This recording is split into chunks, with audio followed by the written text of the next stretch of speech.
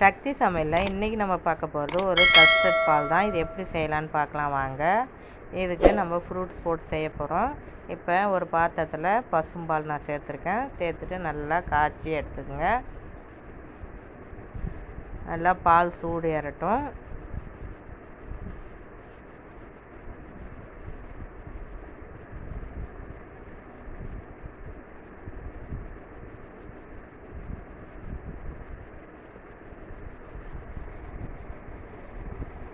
பால் சூடு ஏறதுக்காட்டியும் நம்ம ஒரு ஸ்பூன் அளவு கஸ்டர்ட் பவுடர் எடுத்து நம்ம நல்லா கரைச்சி வச்சுக்கலாம்.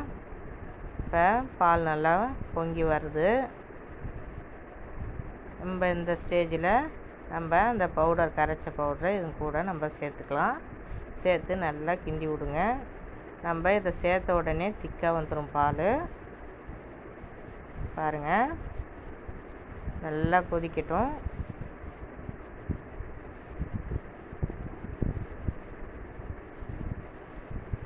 நல்லா கொதித்து வருது பாருங்கள். இப்போ பாருங்கள், நம்மளுக்கு கட்டியாக பால் வந்து கட்டியாயிடுச்சு. வாசனையே சூப்பராக இருக்கும்.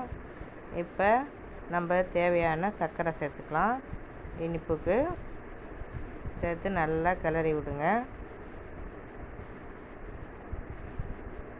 இந்த வெய்ய நாளுக்கு இந்த கஸ்டர்ட் பவுடர் நீங்கள் வாங்கி வச்சுக்கிட்டிங்கன்னா எந்த இது வேணாலும் நம்ம அடிக்கடி செஞ்சு சாப்பிட்லாம்.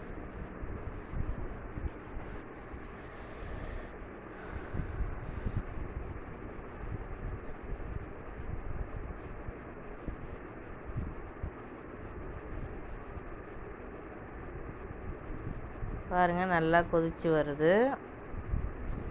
நல்லா கைவிடாத நல்லா கிண்டி விடுங்க. பாருங்கள், நல்லா திக்காகி வருது.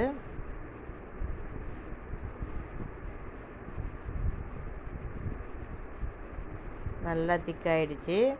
நம்மளுக்கு இந்த ஸ்டேஜ் போதும். இதை நம்ம கொஞ்ச நேரம் இறக்கி வச்சு ஆற விட்டுடுங்க. கொஞ்ச நேரம் ஆறட்டும். அது வரைக்கும் நம்ம பழத்தெல்லாம் நான் எல்லாம் கட் பண்ணி வச்சுருக்கேன். இப்போ கடல் பாசி, மாதுளம்பழம், தர்பூசணி, திராட்சை எல்லாமே நல்லா நான் கட் பண்ணி வச்சுருக்கேன். உங்கள்கிட்ட எந்த ஃப்ரூட்ஸ் இருந்தாலும் நீங்கள் கட் பண்ணி இதில் சேர்த்துக்கலாம். சூப்பராக இருக்கும். இப்போ என்கிட்ட இருந்த பழத்தெல்லாம் நான் கட் பண்ணி இதில் சேர்த்துருக்கேன்.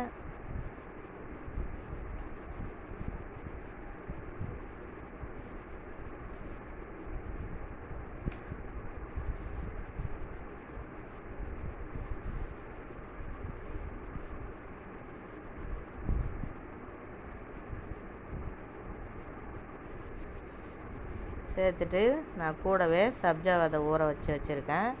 அதையும் நீங்கள் சேர்த்துக்கிறேன். இது நல்லா உடம்புக்கு ரொம்ப நல்லது. அதனால் இதையும் இது கூடவே சேர்த்துக்குங்க. சேர்த்துட்டு நம்ம இப்போ ஆற வச்ச பாலை இது கூட சேர்த்துக்க போகிறோம்.